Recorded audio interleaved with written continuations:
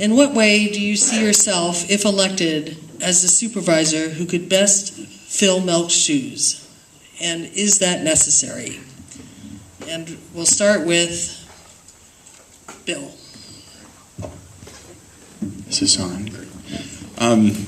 So, in my eyes, Harvey was someone that, walked the streets, knew the neighborhood, talked to everybody, and that's what this is really about. Talking to every individual, really being out there, being community, and really knowing all of our neighbors. That's one of the best things about this race so far is, I've gotten out and I've met so many people that I would not have met before and heard so many different issues and concerns that they have with the city, and that's wonderful. So I think it's an important part of what we're going to be doing, of really helping and giving back to the community. We could just go down the line that way. That's fine. Thank you, Cynthia. Thank you, Christina. Thanks, Harvey Milk School family, for bringing us all here together. It's sort of a dangerous question. I don't think anybody can fill Milk's shoes, but there are things that I respect and admire and love about Harvey Milk's legacy. And the most important is that he had principles, and he was willing to stand up for them and fight for them. I've stood up over the past 10 years for issues that matter to San Franciscans, whether it was public financing, the first campaign I worked on 10 years ago, affordable housing, creating thousands of units of affordable housing and fighting to slow the evictions of long-term tenants, healthcare, where I work to expand access to healthcare through the Healthy San Francisco program and to protect our public health programs. And public transportation, where I have, campaigned for comprehensive muni reform.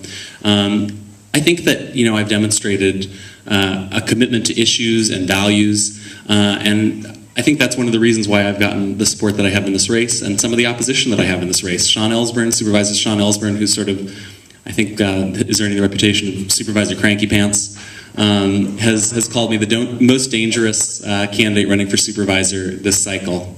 I think that's an exaggeration. I mean, I think it's actually kind of silly.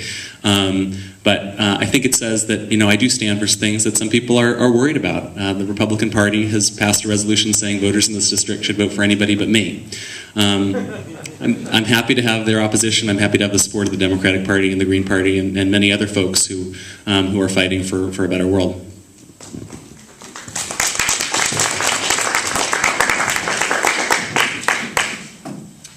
My name's Rebecca Prozan, and I have always thought that Harvey Milk was about being a voice for people. And that's exactly the mantra that I have had in my head over the last 14 years that I've been working for you. I have always believed that government should be about helping people, tenants and homeowners, merchants, neighbors, people who want a voice in City Hall. That's what I've done as a special assistant to this district for Mayor Willie Brown. I helped in the original 17th Street Plaza and helped the Castro neighborhood and earned the support of not just the current MUMC president, but the last 4 MUMC presidents are supporting me. That mantra has earned me the endorsement of Terry Beswick, who's head of the Castro Country Club.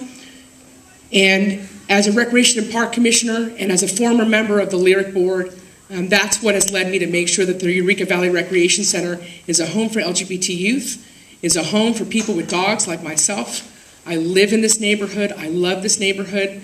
I understand what it means to stand in Harvey Milk's shoes. I can't imagine how big those shoes were. I'm going to do my best to be a part of that and also to be a part of the legacy that stems from that. It's not just about Harvey. It's also about people like Harry Britt, people like Mark Leno, people like Bevan Defty. Those are independent, common sense leaders, and that's the leadership that I will bring. I'm not going to be the tenants person. I'm not going to be the homeowners person. I'm not going to be anyone's person. The only person that my allegiance to is you, the voters of this district. And that's my mantra, is being a voice for people.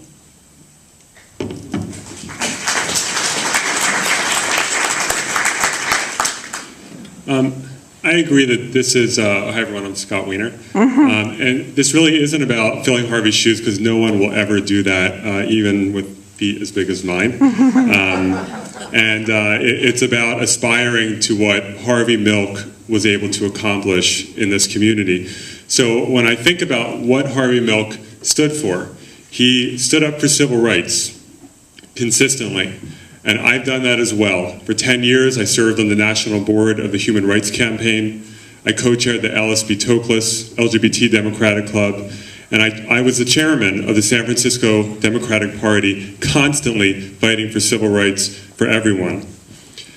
Harvey Milk stood for building community and strengthening community.